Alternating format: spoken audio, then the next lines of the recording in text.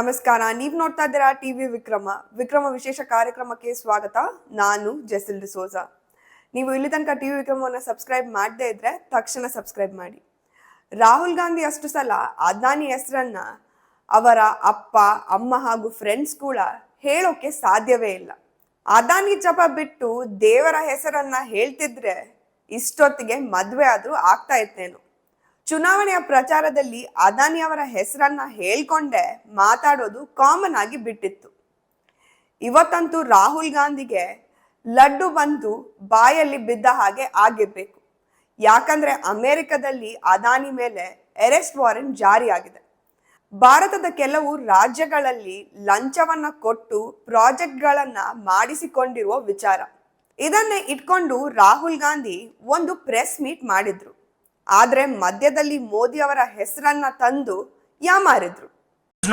Don't think that nothing is happening. This is flawed. We have completely obliterated Mr. Narendra Modi's image. The Prime Minister's credibility has been destroyed.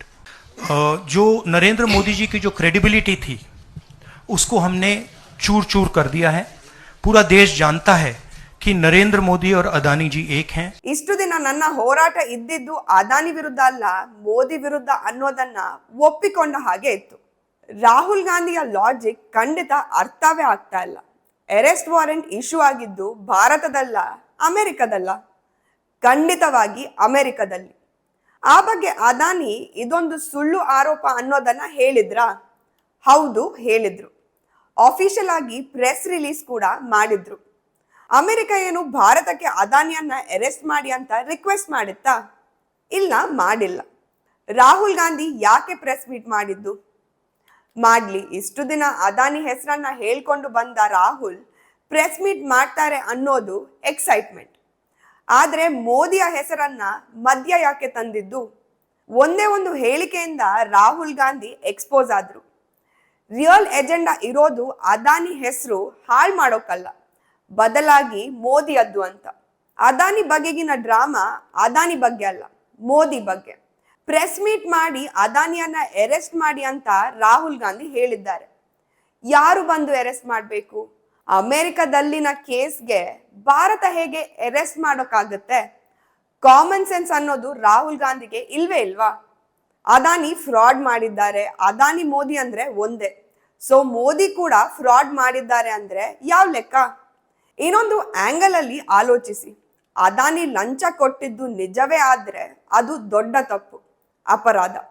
ಆದ್ರೆ ಲಂಚ ಕೊಡೋನು ಒಬ್ಬ ಇದ್ದಾನೆ ಅಂದ್ರೆ ಅದನ್ನ ಇಸ್ಕೊಂಡವ್ರು ಇನ್ನೊಬ್ರು ಇರ್ಲೇಬೇಕಲ್ವಾ?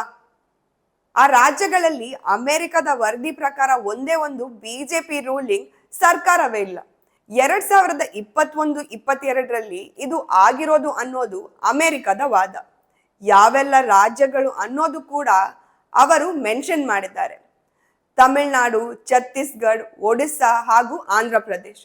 ಆ ಸಮಯದಲ್ಲಿ ತಮಿಳುನಾಡಿನಲ್ಲಿ ಸ್ಟಾಲಿನ್ ಮುಖ್ಯಮಂತ್ರಿ, DMK ಪಕ್ಷ ಇತ್ತು. ಛತ್ತೀಸ್ಗಢದಲ್ಲಿ ಕಾಂಗ್ರೆಸ್ ಇತ್ತು. ಒಡಿಸ್ಸಾದಲ್ಲಿ BJD ಇತ್ತು. ಆಂಧ್ರದಲ್ಲಿ YSRCP ಪಕ್ಷ ಇತ್ತು. ಪ್ರೆಸ್ ಮೀಟ್ ಮಾಡೋಕ್ಕೂ ಮುನ್ನ ಆ ಸಮಯದಲ್ಲಿದ್ದ ಛತ್ತೀಸ್ಗಢದ CM ಅನ್ನ ಕೇಳ್ಬೇಕಿತ್ತು, ಏನಯ್ಯ ಅದಾನಿಯಿಂದ ಲಂಚ ತಗೊಂಡಿದ್ದು ನಿಜಾನಾ ಅಂತ. ಆ ಭೂಪನನ್ನು ಕೂಡ ಪ್ರೆಸ್ ಮೀಟ್ಗೆ ಕರ್ಕೊಂಡ್ ಬಂದು ಹೌದು ಅದಾನಿ ಲಂಚ ಕೊಟ್ಟಿದ್ದು ನಿಜ, ನಾನು ಇಸ್ಕೊಂಡಿದ್ದು ಕೂಡ ನಿಜ ಅಂತ ಹೇಳಿಸ್ಬೇಕಿತ್ತು. ಆಗ ಕಾಂಗ್ರೆಸ್ನ ಮಾನ ಮರ್ಯಾದೆ ಇನ್ನೊಂದು ಹಂತದಲ್ಲಿ ಹರಾಜ್ ಆಗಿರೋದು. ಅನೇಕರು ಹೇಳುವ ಪ್ರಕಾರ ರಾಹುಲ್ ಗಾಂಧಿ ಹಾಗೂ ಗ್ಯಾಂಗ್ ಗೌತಮ್ ಅದಾನಿಯನ್ನ ಇಷ್ಟೊಂದು ವಿರೋಧಿಸುವ ಕಾರಣ ರಾಹುಲ್ ಗಾಂಧಿ ಅವರ ಗೈಡ್ ಜಾರ್ಜ್ ಸೋರೋಸ್ ಮಾತನ್ನ ಕೇಳ್ಕೊಂಡು. ಅದಾನಿ ಅವರ ಸಾಮ್ರಾಜ್ಯ ಅದ್ ಎಷ್ಟು ದೊಡ್ಡದಾಗಿದೆ ಅಂದ್ರೆ ಅಮೆರಿಕದಲ್ಲಿರುವ ಸೋರೋಸ್ ಆಟಗಳು ಕೂಡ ನಡೀತಾ ಇಲ್ಲ. ರಾಹುಲ್ ಗಾಂಧಿ ಅಮೆರಿಕದ ಭಾಗವೇ ಅಲ್ಲ. ಅದಾನಿಯನ್ನ ಅರೆಸ್ಟ್ ಮಾಡಿಸಿ ಅಂತ ಡಿಮಾಂಡ್ ಮಾಡೋಕೆ ಬರೋದೇ ಇಲ್ಲ. ಇನ್ನೊಂದು ಕಾಮಿಡಿ ಅಂದ್ರೆ ರಾಹುಲ್ ಗಾಂಧಿ ಕೂಡ ನ್ಯಾಷನಲ್ ಹೆರಾಲ್ಡ್ ಕೇಸ್ ವಿಚಾರದಲ್ಲಿ ಬೇಲ್ ಮೇಲೆನೆ ಹೊರಗಡೆ ಇರೋದು, ಸ್ಕ್ಯಾಮ್ ಮಾಡಿಯೇ ಅಂದರಾಗಿರೋದು. ಒಬ್ಬ ಪ್ರೊಫೆಷನಲ್ ಕಳ್ಳ ಇನ್ನೊಬ್ಬರ ಮೇಲೆ ಆರೋಪ ಬಂದಿರೋದಕ್ಕೆ ಅವರನ್ನ ಅರೆಸ್ಟ್ ಮಾಡಿ ಅನ್ನೋದು ಎಷ್ಟು ಕಾಮಿಡಿ ಅಲ್ವಾ? ಭಾರತದಲ್ಲಿ ಫಾರಿನ್ ಅಲಿಗೇಷನ್ಸ್ ಅನ್ನ ಇಟ್ಕೊಂಡು ಯಾರನ್ನ ಕೂಡ ಅರೆಸ್ಟ್ ಮಾಡೋದಕ್ಕೆ ಆಗೋದಿಲ್ಲ. ನಾಳೆ ಇಟಲಿ ಸರ್ಕಾರ ರಾಹುಲ್ ಗಾಂಧಿ ಯಾವುದೋ ಒಂದು ಹಗರಣ ಮಾಡಿದ್ದಾರೆ ಅಂತ ಇಟ್ಕೊಳ್ಳಿ. ನೀವು ಭಾರತದಲ್ಲೇ ಇದ್ರೆ ನಿಮ್ಮನ್ನ ಅರೆಸ್ಟ್ ಮಾಡೋಕೆ ಆಗೋದಿಲ್ಲ.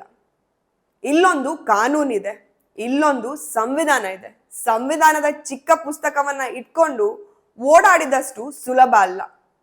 ಹುಚ್ಚುಚ್ಚಾಗಿ ಮಾತಾಡುವ ರಾಹುಲ್ ಗಾಂಧಿಯನ್ನ ಮೊದಲು ಅರೆಸ್ಟ್ ಮಾಡಿಸಿದ್ರೆ ಎಲ್ಲವೂ ಸರಿ ಆಗಬಹುದು. ಟಿವಿ ವಿಕ್ರಮ, ದೇಶ ನಿಮ್ಮ ಕೈಯಲ್ಲಿ. ಈ ಕಾರ್ಯಕ್ರಮ ನಿಮಗೆ ಇಷ್ಟ ಆಗಿದ್ದಲ್ಲಿ ಲೈಕ್, ಶೇರ್ ಹಾಗೂ ಕಮೆಂಟ್ ಮಾಡಿ. ಟಿವಿ ವಿಕ್ರಮದ ಕಾರ್ಯಕ್ರಮಗಳನ್ನು ನಿರಂತರವಾಗಿ ವೀಕ್ಷಿಸಲು ಸಬ್ಸ್ಕ್ರೈಬ್ ಮಾಡಿ, ಬೆಲ್ ಐಕನ್ ಒತ್ತಿ.